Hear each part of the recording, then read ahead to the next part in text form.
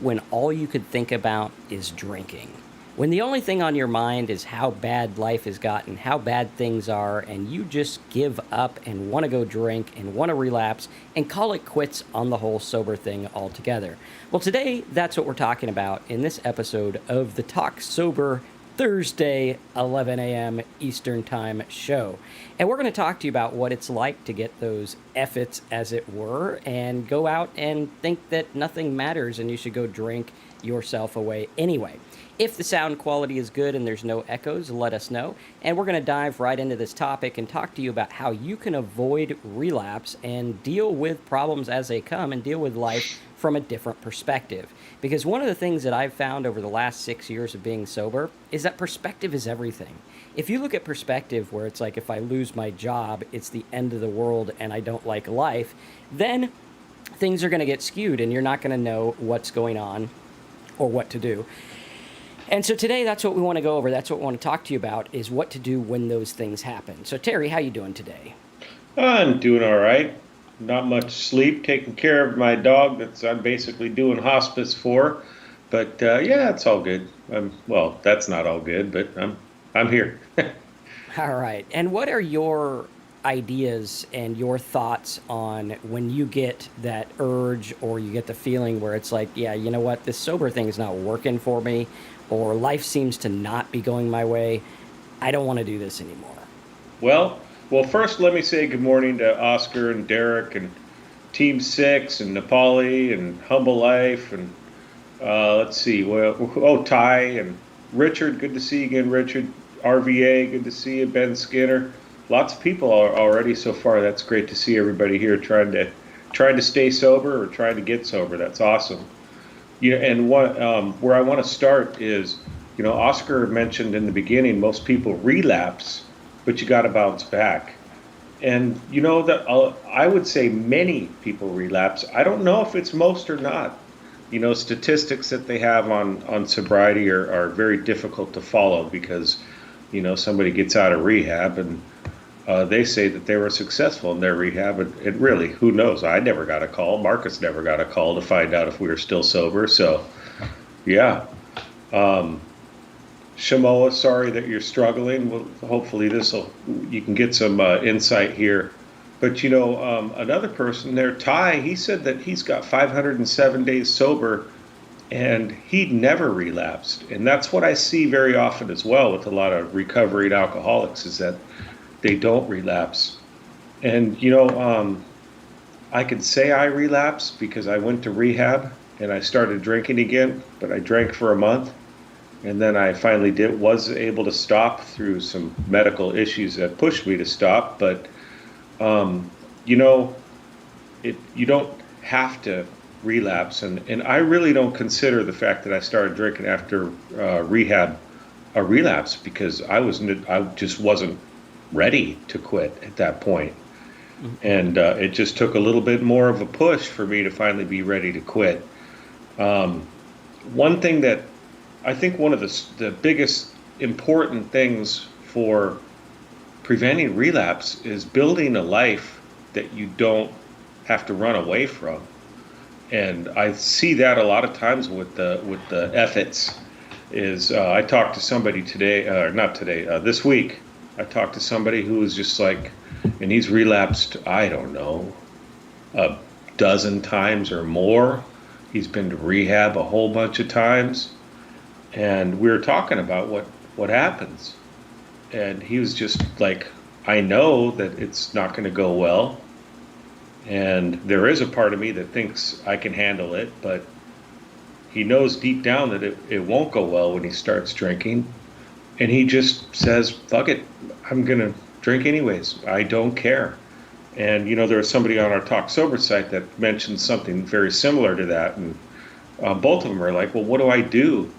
And for me, it's building that life. But it's hard to build that life because it takes time to build a life that you don't have to run from, that you can stay sober in. And then at the same time, you just sobered up and you're having these cravings. So it's difficult. So for me in the beginning, what it was is just getting involved with my recovery 100%.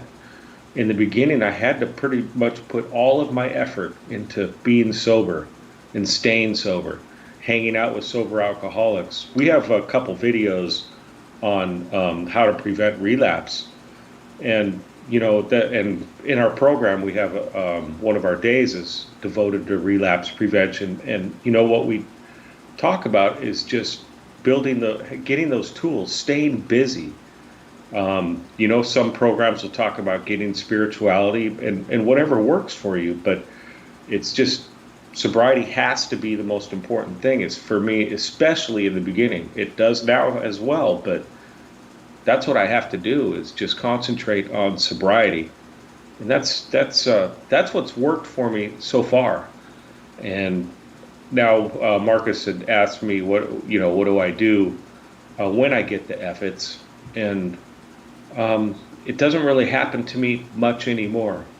What I did get like early in this pandemic, about I don't know, a month into the lockdown, quarantine and stuff, I just found myself just like I want more, and that's the essence of my alcoholism is I want more, and that's kind of through my life. Anything I just want more, and I had to look at it and identify it and just realize that's okay. I'm all right. Right now I'm okay. It's okay. Just accept where we're at and move forward. And that's helped me a lot. Just being in acceptance of our situation, um, and just trying to move forward and make things better or make the best of it. And that's what I still do right now. What are we, 4 months in, 5 months in? I forgot. But whatever, Something I like that. can count March, April, May, June, almost 5 months. So, yeah. Yeah, and I think the key to look at is when you're early in sobriety or right after a relapse, what we have to look at is the idea of um, your perception. What are you perceiving life to be? Because we could build a life that we don't have to run from, whatever that means. I mean, for me, it meant all sorts of things. But I think if the life that you build is based on a faulty surface, you're never going to get past the hurdle, and you'll always be up against the efforts because you're going to go through and say, well, I built my life on this, and this is the life I wanted. Therefore, now that the life is not the way I want it to be, I can't do this, right? And maybe you get sober and you get out of rehab, or you just get sober on your own, and you get a new job and you start building things up and you get your life on track. And what happens is something can happen, like a pandemic thing can happen.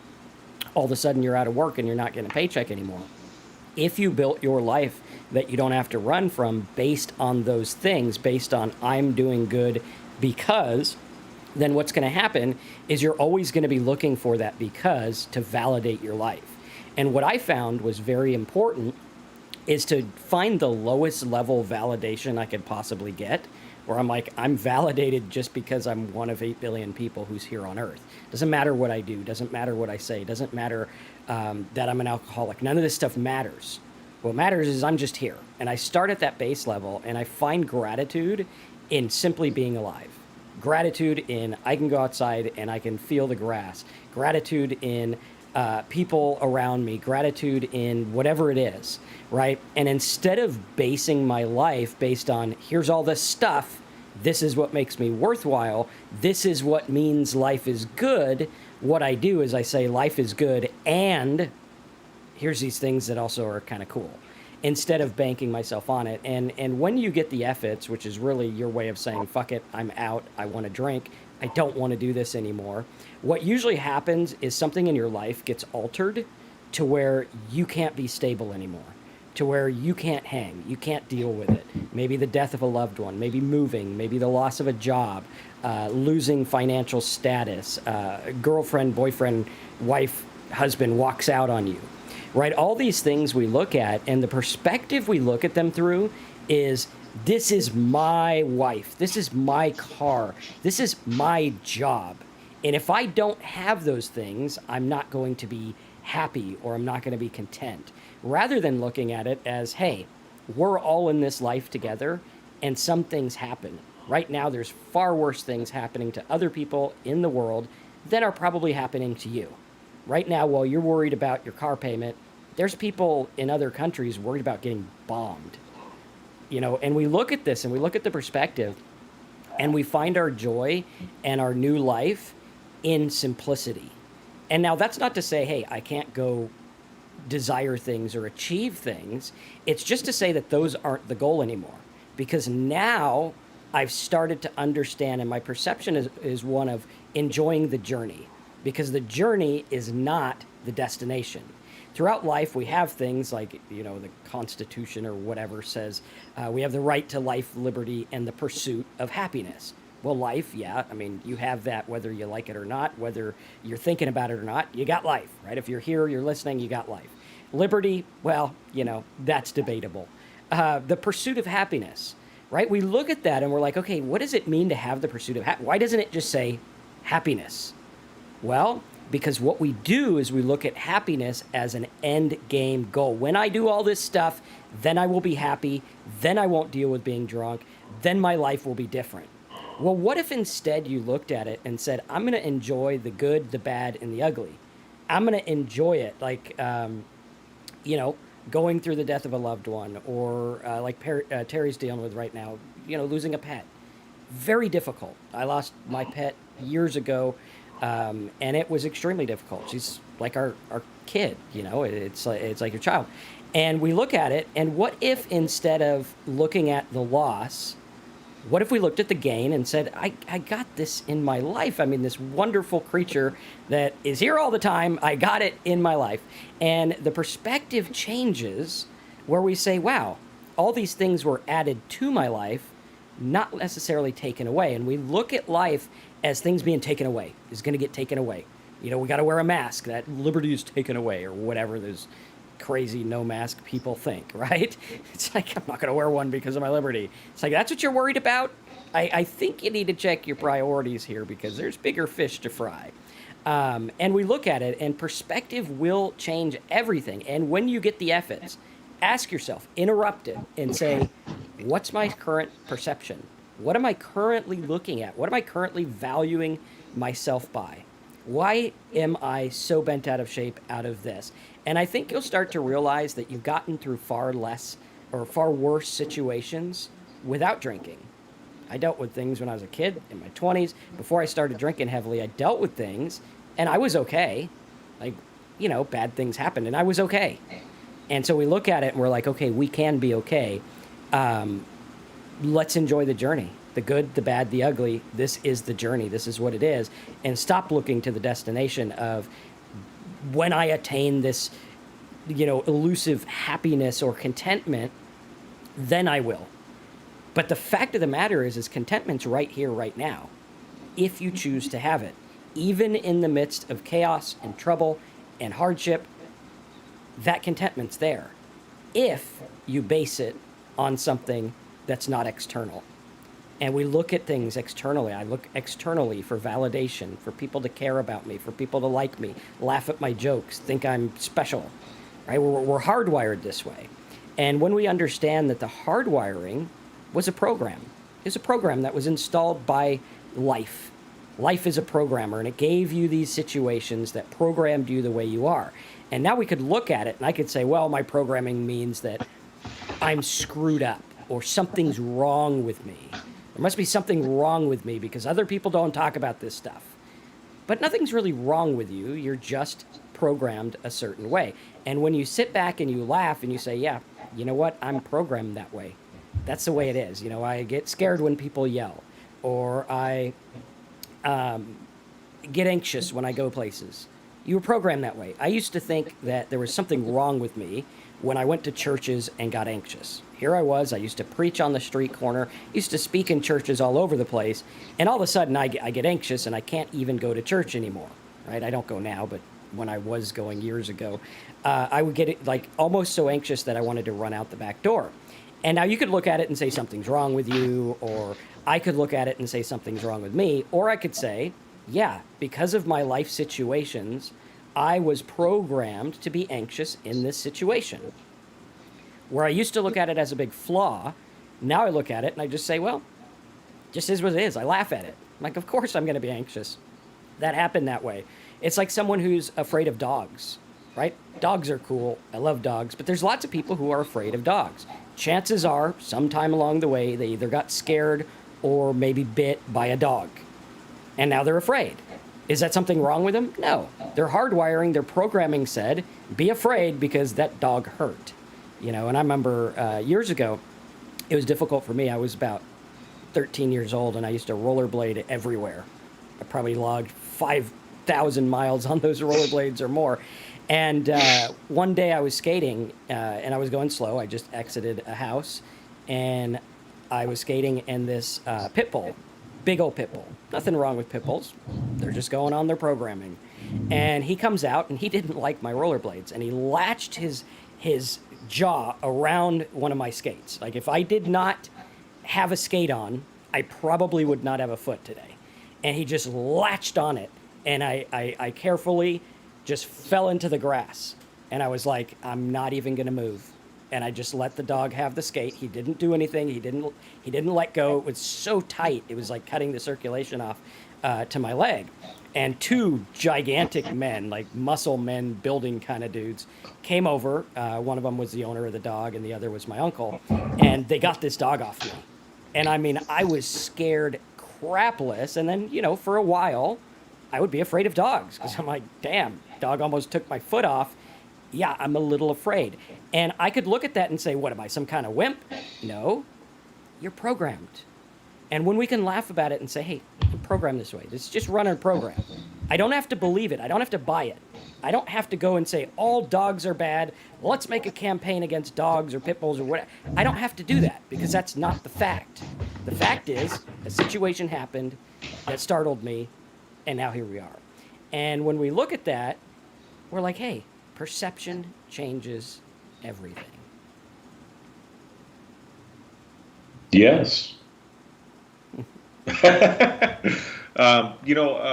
was a couple of comments here that I wanted to address, and they're just a little bit off of what we were talking about, but not too much really. David had mentioned earlier about binge drinking, and then there was a lot of comments about binge drinking. Binge drinking really is, well, if you're like binging every weekend or something, maybe that's a relapse every week. Me, I look at it as I relapsed every single day, 24 hours a day. I think Maria had mentioned that too, with some of her situations, or not Maria, it was somebody else. What did Maria say? I liked what you said. I drink even when happy, and I think a lot of binge drinkers are they're starting to drink not because of a negative situation that they're trying to get away from, or something like that. Maybe it's just because they're going out with their friends every weekend, or they do a party every weekend. But so maybe they're not getting the efforts, or they are just not because of the negative reasons of life just sucks, I'm just going to drink. Maybe it's screw it, I'm going to go party with my friends because that's the fun. That's the only fun I get all week. I worked really hard all week. I deserve it. Blah blah blah. And so so there's different types of relapse. There are different ways that people go about getting to that relapse. And for me, I like drinking all the way to the end. And it made me feel better. Some other people mentioned that on here. It makes them feel better. I felt better all the way to the end. I hear a lot of people talk about how drinking just stopped working for me. And no, it worked for me. It didn't work as long. I'd have a drink and I'd feel good for 20 minutes instead of, for hours. But that was just what happened. What was hurting me was the consequences of the drinking, and eventually it was almost my life. But Romocop just says right here, start working out. That's one of the things that we can do is just doing other stuff to prevent that relapse, stuff that doesn't have anything to do with alcohol. And that's what I had to do. But yeah. Absolutely. There's David says drinking for me was to escape the thoughts and stop the chatter in my head. Last night I wrote a letter as part of the book that I'm coming out with for alcohol recovery, And that letter was all about how to escape the thoughts in your head. Because that was a big one for me. I couldn't shut my mind off. Like, no way, no how. The only time my mind was shut off is when I was blacked out drunk, which it probably wasn't shut off. It was probably still going. I just wasn't aware of what was going on. And when I slept, right? Those were the only times. When I woke up, my mind was on. It was racing. It was going crazy. And I couldn't get rid of the thoughts. OCD thoughts, thoughts of impending doom, thoughts of what am I going to do, overwhelming thoughts, everything just piled up. And what I realized is that we don't have to take our thoughts seriously, and they're not all that great anyway. Yeah. When we look at it, I think the scientists say that we have between 40 and 60,000 thoughts a day.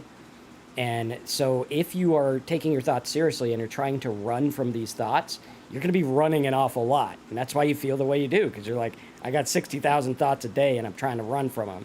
What I think really helped me was being able to sit and say, thinking and thoughts, good or bad, is what my mind does. That's just what my mind does. It's just doing its thing. It's running a course. I have a hyperactive mind, whatever. And start to realize certain things that affect it. We like alcohol because it slows the thoughts down.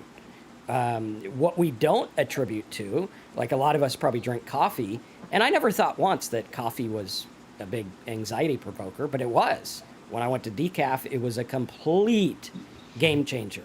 Why? Because I was having a stimulant to an already stimulated mind, and it was messing me up. And so we look at this and we say, I don't need to worry about this. Like, I'm not in a fight with my mind. I don't have to fight to shut it off. All I have to do is sit back and say, whatever, thanks for sharing, next. When we understand that these thoughts, these things we're fighting, are just the working of our mind. Like, you wouldn't get mad at your mind for making your heart beat, right? There's a part of your mind that makes your heart beat. I don't know how it works, but scientists do. And so that part of our mind, we don't get mad at it. Why? Because it's just doing its thing. Thinking is a byproduct of having a mind. It's going to think. It's going to do stuff. Now, I also want you to remember that your thoughts are based on input-output. If you start watching a lot of the news, there's been studies done where people watch the news too much and they become completely different people. They start to think about crazy stuff. Like right now, with this whole pandemic situation, I got people all over the place that are coming out of the woodworks with conspiracy theories that are just like, dude, what are you talking about? Like, go back to work or something. Find something to do because you got way too much time on your hands. And what happens is their mind has been pointed in a direction. And they call it, I'm awake. And it's like, well, you're not really awake. You're just tuning in to a station. And our mind is always tuning in to a station. When I was roller skating, I had my headphones in. I was listening to Nirvana. The Nirvana album had just come out. And I was having a good time. I was like, dude, this album rocks. I was going to my painting class. I was thinking about what I was going to paint. And the dog took hold of my skate and everything changed in an instant. I wasn't thinking about Nirvana. I didn't even care about my CD Walkman that cost me so much money. It fell in the grass. I didn't even care about it. I didn't care about anything going on except for what the dog was doing at that moment, which shows us that our brain can be directed. It's like a flashlight, right? You have your consciousness, which is like, okay, that's everything. I'm consciously aware of certain things. That's like a fire hose or a floodlight, right?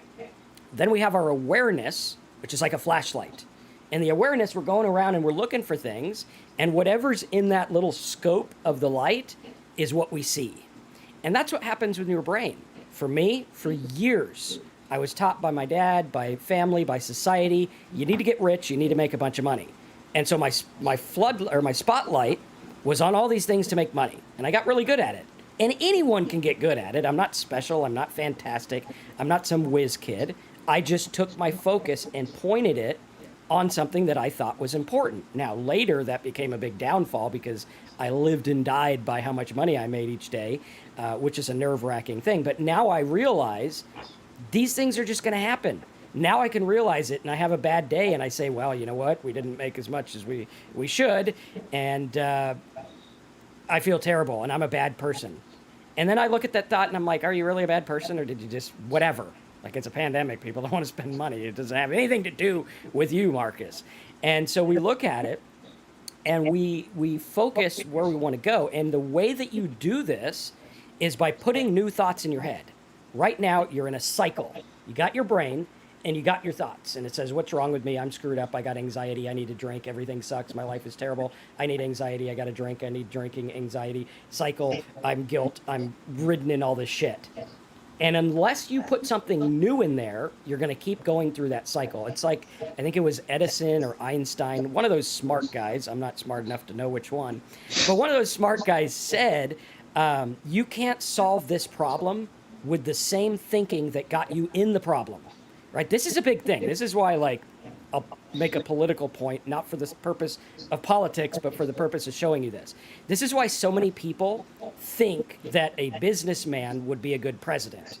They're like, a businessman should be the president.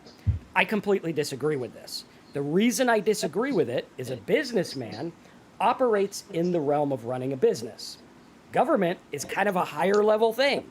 It's like running countries and people. So you have to have someone outside of the business thinking. You have to have someone outside that looks at things as a whole, because you can't solve the problems within the same thinking that got you in the problems. And so we're going along and we're trying to solve a thinking problem with thoughts, and it doesn't work. You can't solve a thinking problem with thoughts. You can't outthink a thinking problem. And we have to realize that it's not really a thinking problem, it's a thinking solution. We've developed these thoughts as a solution for boredom, as a solution for a way to motivate ourselves, as a solution for a way to entertain ourselves, and we have these. And it's funny because you're sitting here, you're probably listening to Terry and me talk, or Terry and I, as the English teacher would point out. You listen to Terry and I talk, and you're constantly judging. Right? People are like, hey, I think a businessman should be president. Marcus is off his rocker. I think this. I think that. Well, that doesn't work for me. Marcus, what about this? And you're having a conversation in your brain, which means, guess what? You're not really here. You're not really here. One of my favorite books is by Ram Dass, and his book is titled Be Here Now. It's kind of a crackpot book. I think my daughter borrowed it. But it's a great book. And his whole idea is to be here. And I remember a story where he goes to India, and he's like us. He's got this crazy, crazy brain that's going all the time. Harvard professor. And he goes to India, and his buddy in India gets in the car with him, and they start to drive to the guru. And as they're driving, he can't keep still, and he's talking to the guy. He's like, hey, man, we should get a sailboat and sail. I got some rich friends with sailboat. You want to do that? That would be fun. And he's like, dude, just be here. Be here right now, because you're planning tomorrow. But I want you to be here. And if we practice presence and being here, our lives will change. If we practice listening, hearing, feeling, experiencing, instead of naming, describing, and judging, then we really live life. Because if you judge everything, if you decide everything, it's like I wrote in the letter last night, which if you don't have my letters, go over to talksober.com, click on support the channel. There's a bunch of letters I wrote that are part of a book I'm coming out with. It also has Terry's videos and worksheets and all kinds of stuff. It's a 30-day program to help you get and stay sober. And that letter was talking about how to be here, and how, if you have a small child, and the small child's out there and he's looking at a tree, and he's just flabbergasted at the amazing thing coming out of the grass that makes apples. He's like, holy crap, man, his toddler's there, and he's like, this is amazing. But the minute you go to that toddler and you're like, oh, dude, chill out, that's just an apple tree. That's just an apple tree. Then he describes it. And now an apple tree is no longer amazing, and it's no longer wonderful, because we're describing it. Oh, that guy's this, or that guy's that. He doesn't have any good ideas because he believes this. Oh, those people, they're just a bunch of drunks. They don't know how to live life. And when we describe, we don't live. Yes, indeed. Hey, I wanted to address a couple of comments that are really important. One, Shimo, you said anything natural to stop seizures, the thought scares me. Further down, sort of related, Linda talks about I quit for 5 days, and then I caved and I drank for 3 days, and now I'm on day 3 but going through withdrawal again, help. And both of you are in a similar situation. And one thing, uh, don't be going for any natural remedies for seizures, nothing like that. I almost died. I've seen seizures kill. You have to go to a doctor. If you're going through withdrawals, you got to do the doctor. And it's hard. I blew it off and it almost killed me. And then eventually I did. And I went to the doctor and they saved my life. And that's huge. If any of you are going through withdrawals or you're afraid of the withdrawals, you got to do that. That's got to be your first step. It's RoboCop says tapering off is not in my cards. Yeah, I tried that 100 times trying to taper off, but definitely the natural remedies. I don't know. There's lots of stuff on the internet. Whatever. See a doctor. Yeah. See a doctor. Yeah. And there you go. So I just wanted to address that right away. But lots of great comments. Good to see everybody here. Lots of people. Mm-hmm. Did you address the one about tapering off? Well, just right there, just sort of. Okay. I've tried to taper off, and yeah, I've succeeded for like half a day or a day. Yeah. That's about all I could do. You know, a lot of binge drinkers, they try that as well, and I work with one in particular, and his drinking, what it was for him is he kept on doing things like falling down sets of stairs and stuff like that, and his the things that would happen just got worse and worse. And maybe some of the binge drinkers here today, maybe that stuff hasn't happened yet, but maybe it will. It's tough, and I see binge drinkers, they'll try to taper off as well. Okay, this weekend I'm not gonna drink as much. Well, look back on it after you have that weekend and see, did you taper off? Were you able to? And yeah. And I think also, go ahead. I think also the problem with tapering off is it's still on the table. Yep. Like if you taper off, you haven't really admitted to yourself that alcohol has beat you. And by alcohol beat you, there's a stigma to it, like, oh, you know, quitters go to AA or whatever. I don't go to AA, Terry does. And we both found we actually have a lot of similarities in our sobriety, you know, because there's good things in both ways. And a lot of people look at it as a down thing, but it's like, hey, the minute you say, for whatever reason, alcohol doesn't work for me, doesn't work tapered off, doesn't work in a coffee cup, doesn't work in a plastic cup, doesn't work. Doesn't work if I only drink on weekends, doesn't work if I just drink in the morning. It doesn't work. I am an alcoholic, and when I try to taper off, I always get drunk. I can't quit. And so what I needed to do is I needed to have it off the table, because I would dabble in things. Say, oh, I'm only going to have Bud Light 55. I mean, you got to have like 30 to get drunk, if you're me back then. Probably have one and get drunk today. And, you know, I would try all these things, and what we're doing is we're toying with it. And it's like, is that the life you want to live? Over what? Over a drink? Right? We got to look at it and say, what are the negative consequences in our life? Is this something that's beneficial? Is it something that's good? Is it working? And then when we admit it to ourselves, say, you know what? I'm an alcoholic. Definition of alcoholic? Can't stop drinking. Is tapering off going to work? No, because alcoholic, when you drink, that's being an alcoholic, actively. And if I take alcohol off the table and I say, I'm not going to drink anymore, right? I don't have to decide for the rest of my life, but right now, wherever life takes me, I'm not going to drink anymore. Now, for me personally, I'm like, yeah, I don't really want to drink the rest of my life because I see what it does. And I don't want to mess with that pattern, because the last time I had that pattern, I almost died. Ended up in a mental hospital. Ended up with a suicide attempt. And it's like, do I really want to dabble with that? It's like that person who's dating an abusive boyfriend or girlfriend, and they go get beat up, and they come to you, and you're like, hey, where'd you get that bruise? Oh, Tom didn't really mean it. He's really a nice guy. And you're like, what the hell are you doing? You go back to Tom, and your relationship's not that good. You're miserable, and you get the crap kicked out of you. Why are you going back to Tom? Alcohol is the same way. Oh, it's not that bad. You know, what if I taper off Tom? What if he beats me at night? What if I only see him during, I'll get a night job. That's the answer. Chances are he'll start beating you in the morning, right? So that's what people like that do. And we look at it. And by the way, if anyone is in an abusive relationship, call an abuse hotline, get out of the situation. Our personal safety is everything, which is why we say go to the doctor, go get help, go understand these things. And, we got to look at it and say, am I willing to go back to that?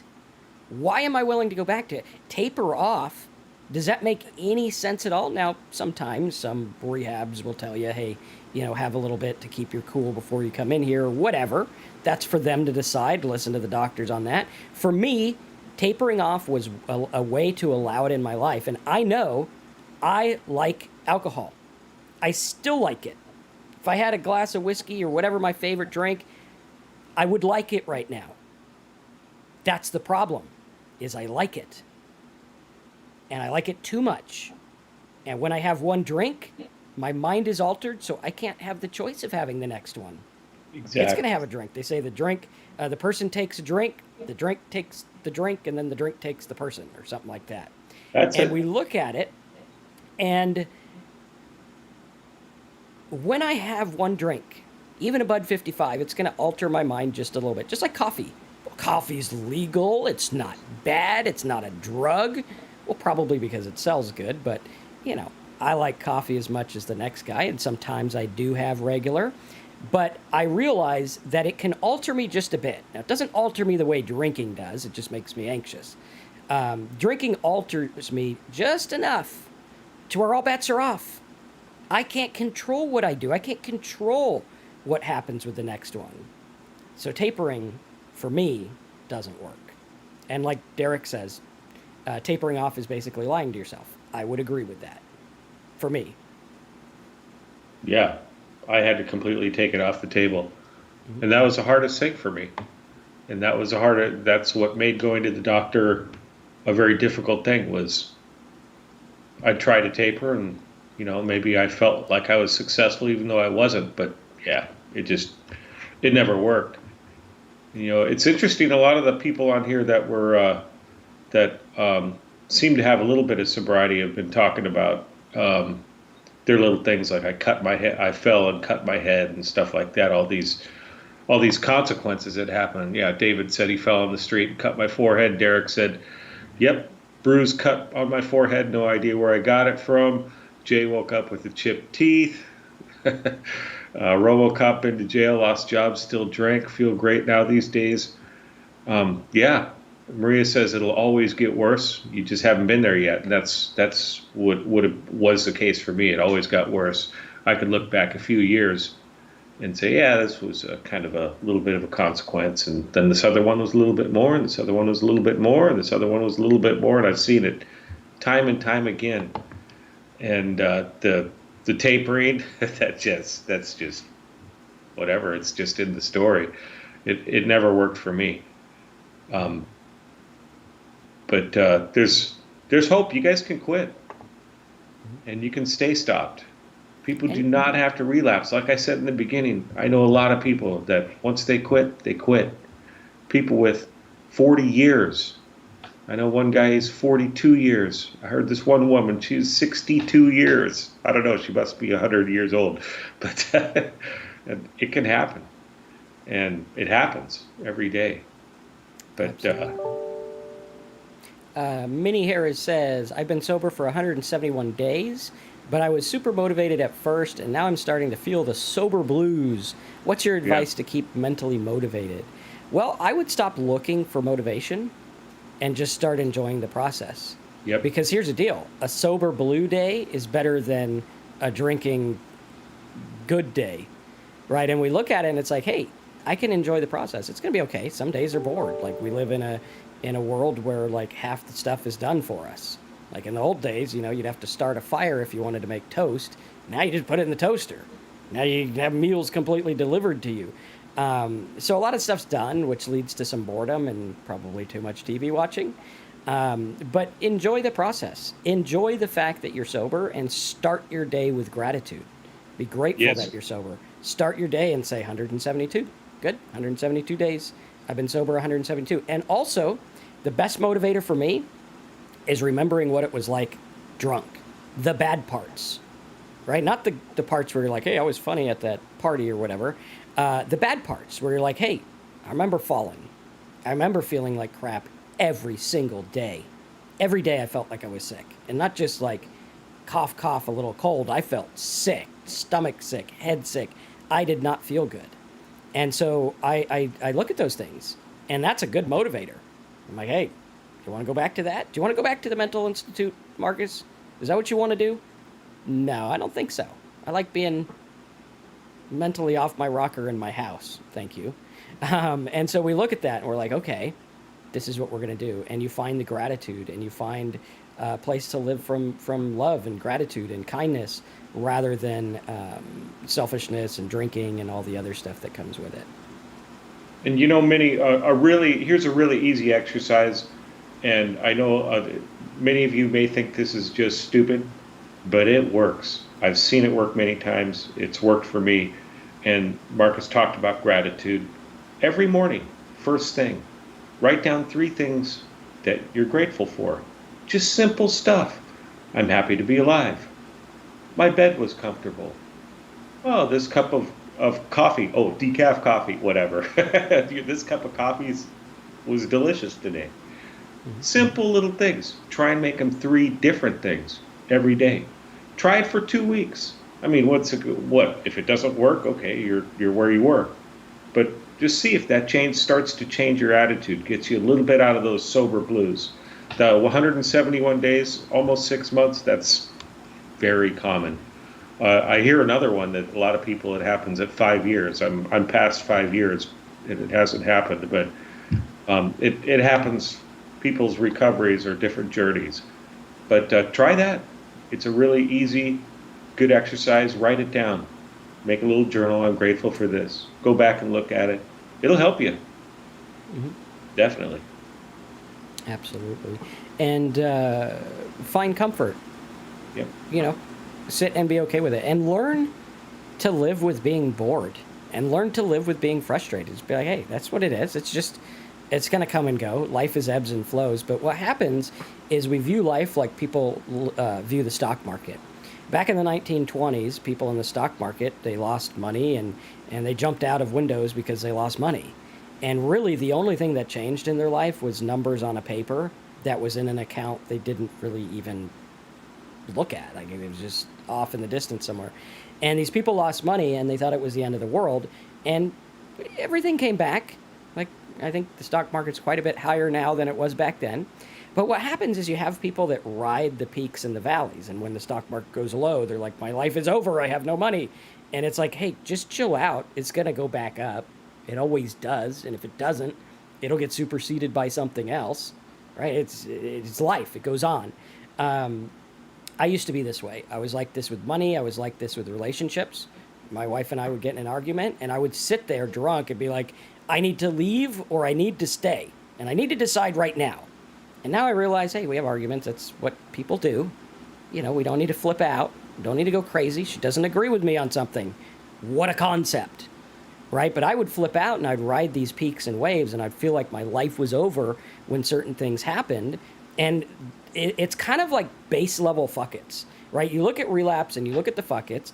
And back when I was drinking, my base level for fuck-its was nothing. Like, if I made less money, I'd get the fuck-its. If my wife yelled at me, I'd get the fuck-its. If I had an argument with my family, I'd get the fuck-its, and I'd go drink. But now, my base level's pretty good. Like, stuff doesn't faze me as much. Why? Because I panned out. Again, remember, awareness is that spotlight. But you can pan out and be like, I'm aware of all this stuff going on. Stuff going on in the world. It goes and it's bad and it's good and it's bad and it's good, and we're all part of this ride called life, and we don't need to flip out every time it's bad and get elated every time it's good. We could just ride it and be like, that's cool. It's like that old story of the farmer. Farmer's there on his farm, and one day a horse runs into the yard, and his neighbors come over and they're like, dude, you got a free horse. He ran into you got a free horse. And he's like, that's awesome. And the guy says, well, maybe not. The next day, his kid gets on the horse, breaks his leg. They go, oh, man, that horse must be cursed. Oh, we better do the rain dance. Horse is cursed. Terrible. Bad. That's a bad thing that happened. It was a bad sign that horse went in your yard. He says, yeah, maybe not. The next day, the countrymen come in to get people for the war, and they say, Mr. Whatever, come for the war. And they see he has a broken leg. They say, oh, you can't fight in the war. You got a broken leg. All his neighbors say, hey, this is great. Don't have to go to the war. He says, maybe, maybe not. And when we look at it, we don't know what things are going to happen. One of the phrases that drives me nuts is when people say, all things are going to work out for good for you. Or this, God has this plan and it's going to work out for good. Well, God does have a plan, whatever a God is, but we might not know what it is. Because there are people born on this earth, and it seemingly, with my minute brain, seemingly it's like that guy was born to be poverty stricken, die of a disease at a young age, and that was it. That was it. And we're sitting here saying, well, I have these wonderful plans. God's going to make me rich, and I'm going to have a better house and 16 wives. And it's like, we don't know. You don't know. I mean, it could be good, could be bad. We don't know. We have no idea. And when we submit to the fact that we don't know, I don't know how it's going to pan out. I don't know what's going to happen with the corona stuff, right? Everyone on Facebook is an expert. They know exactly what's... I'm like, I don't know. Maybe you're right.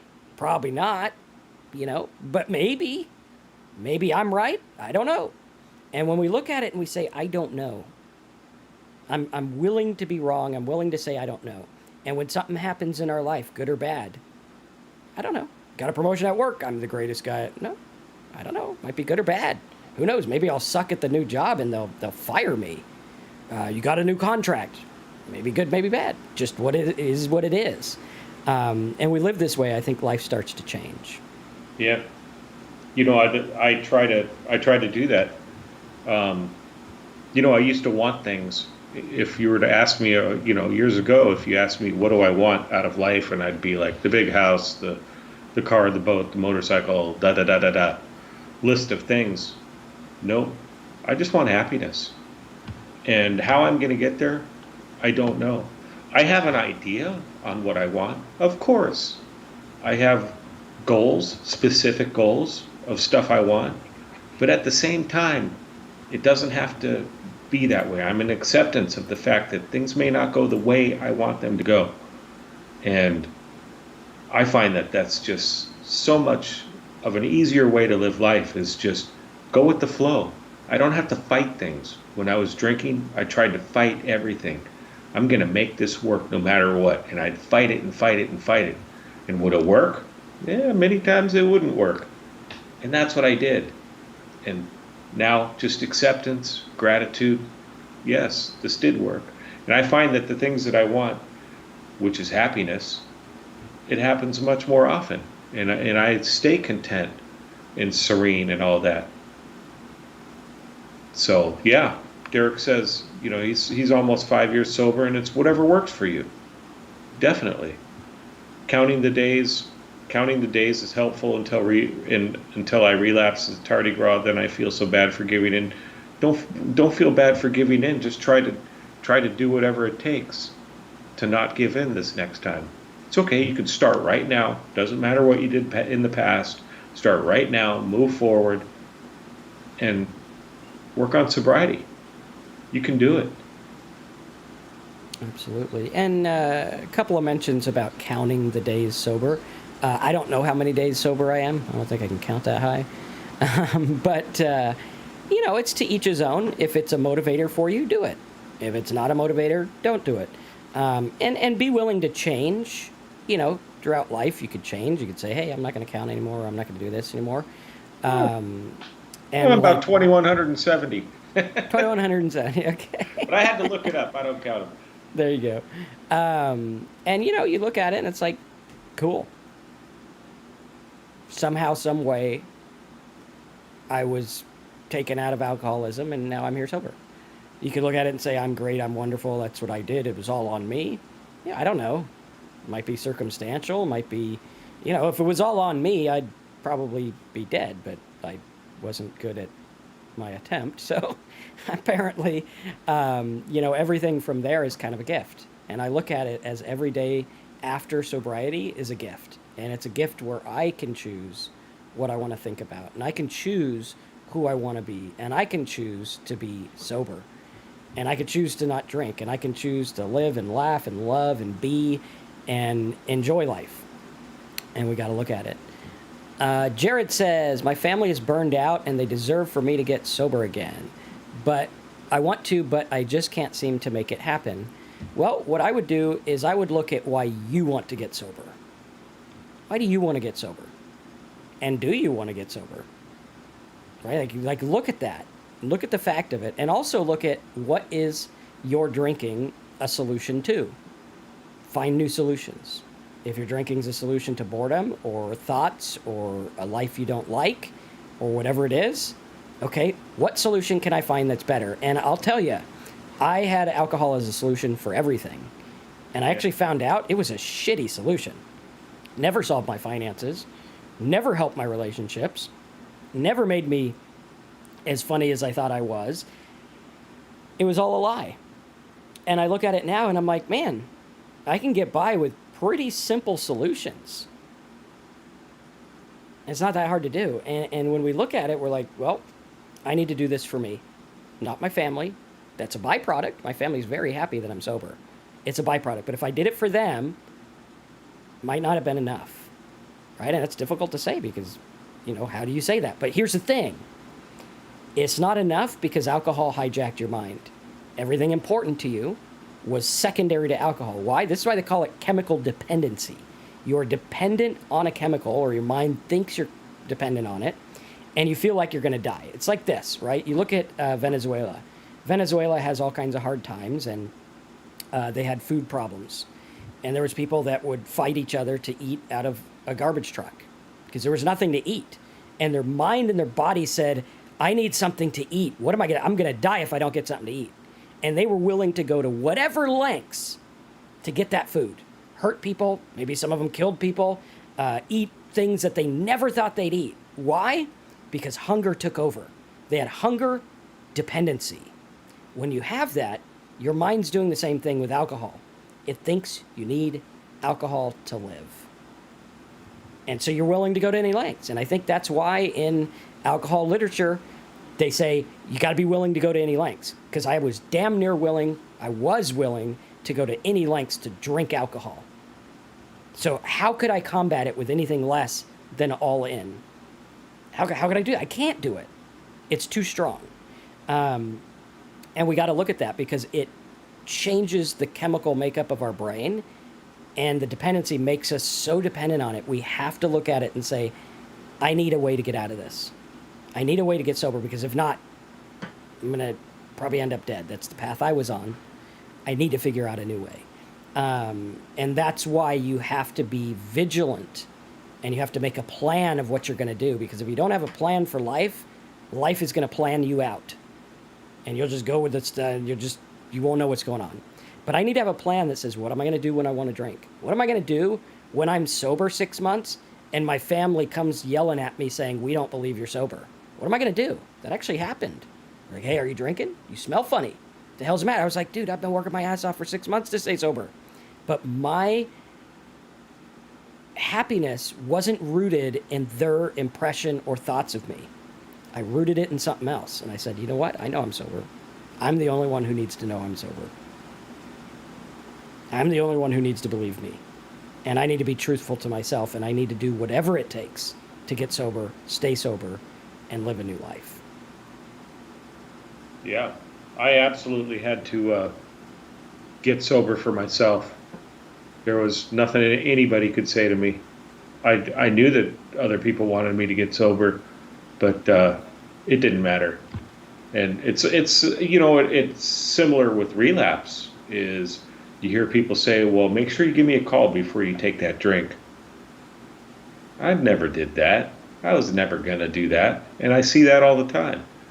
When people I work with, when they go to relapse, they don't call me first. I've never gotten a call first when somebody's going to relapse.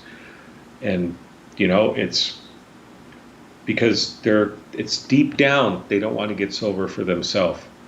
Or maybe there's some other issue, but usually that's what I see. And because that was the case with me, is deep down, I didn't want to get sober until I did. And then it finally worked. Before I wanted to get sober, nothing anybody could say to me would get me sober. After I wanted to get sober, everything people told me I listened to and used to help myself stay sober. And that's really what it comes down to a lot of times for relapse is, Yeah. do you really want it? And I think an issue to talk on too is the issue of do you want it? Because there's all this stuff in recovery community that says, do you really want to get sober? Well, I think the fact that everyone's here, I think the fact that you go to figure out, do I want to get sober, means that there's a part of your brain that wants to get sober. It's just being superseded by the part of your brain that wants to drink. Like when Terry and I looked at getting sober, we were like, okay, I know I need to get sober. I got legal problems. I got money problems. I got family problems. I broke my finger. I almost ran my business into the ground. I know I need to get sober logically, and I know it's not working for me. But for some reason, the drink is more important. That's chemical dependency. That's why I met a guy in a meeting years ago. This guy comes hobbling in on a cane. His liver's coming out of his body. Like he's like, there's my liver, blah, blah, blah, blah. And Wow. he's still drinking.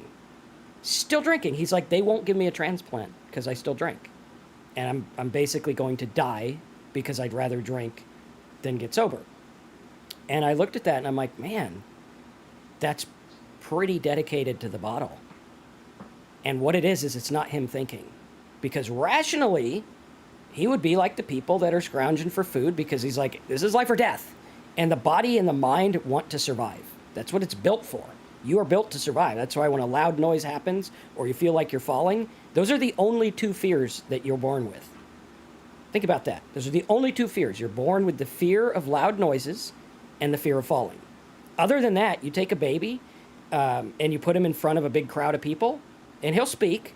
He'll probably speak gibberish, which is your biggest fear about speaking in front of people, and he'll probably crap his pants, right? Which is another fear some of us have about speaking in front of people.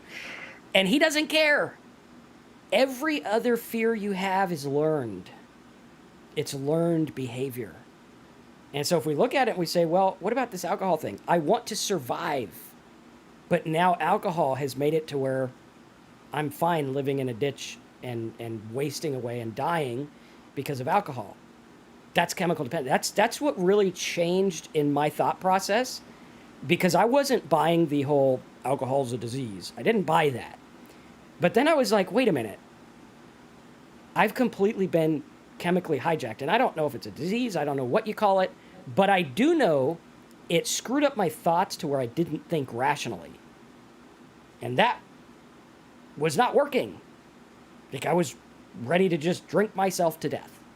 Why? Why would Marcus, a rational person who like thinks through everything a little bit too much, why would he be willing to do that? Because his brain's hijacked. And I would submit to you that if you don't think you're ready to get sober or you're not willing to give it up, that's the chemically altered brain talking. Because that's a learned thing. Remember, loud noises and falling, that's the only fears you had. Now all of a sudden you develop this fear of, what am I going to do when I need to stop drinking? What are people going to think? How am I going to live without alcohol? This is all learned stuff. And on top of the learning, it's also chemically altered your brain. And now you're looking at it as life or death. And when you look at it and you say, wow, now that I understand these things, I think I need to get sober. Not want, not desire, I need to. And I think that's what it has to come down to. Yeah, definitely. Buck, you say Nashville is a drinking town and it's been a challenge. Yes, so is Novato, California, San Francisco. It doesn't matter where you are. And I know that there's probably a million AA meetings in Nashville. Mm-hmm. So you can get sober anywhere. Alcohol is everywhere. That's for darn sure. Absolutely. In some cities, the bar scene is a little bit more prevalent than other cities. Absolutely. And I think the key is no matter where I live, drinking town, sober town, whatever, the problem isn't the drinking town. The problem is I'm an alcoholic. Yeah. My brother lives in Nashville area, and he doesn't care about drinking. Never really did. Wasn't his thing. And he lives fine. So the problem isn't the outside, it's us. Like I can go to San Francisco now, and there's literally a bar on every. I think it's more than every corner. There's some in the middle in case the corner's too far away. And you know, now I go there and I don't even care. I go get a burger and hang out. Go talk to some hippies on the road. You know, chill out. And it's like I don't care about it anymore. And I think that's the thing is it's an internal problem, not an external problem. All right. Any last minute words? Also, for those of you that are watching, make sure you give this video a big thumbs up. That helps it go out to more alcoholics and addicts. And if you want to support the show, go to talksober.com, click the big yellow button. You can support the show. By supporting the show, you get my entire series of letters. You get videos. You get PDF worksheets and guides, all kinds of stuff, audios to put in your headset to help you get and stay sober. So if you're struggling to get sober, first, see a doctor. Second, check out our course. It's a 30-day course that's designed to help change your mindset. It's different than anything else that's out there that I've seen. And believe me, I've looked. And it's designed to really help you get where you need to go. So check that out, talksober.com. Click the big yellow button. It's $27 a month. You can cancel whenever you want. And it's less than the price of a Bud Light 55 a day, which is a pretty good deal. So if you want to learn to get and stay sober, check out talksober.com. And also, if you're new, subscribe and click the bell. All right. So I think that's about it for today. Check out talksober.com. We're here every Thursday at 11 a.m. Eastern Time, 8 a.m. California time, and wherever else you are in the world. Google it. I don't know what time it is there. And we'll see you next time. Thanks, guys. Stay sober, and we'll see you next time. Thank you.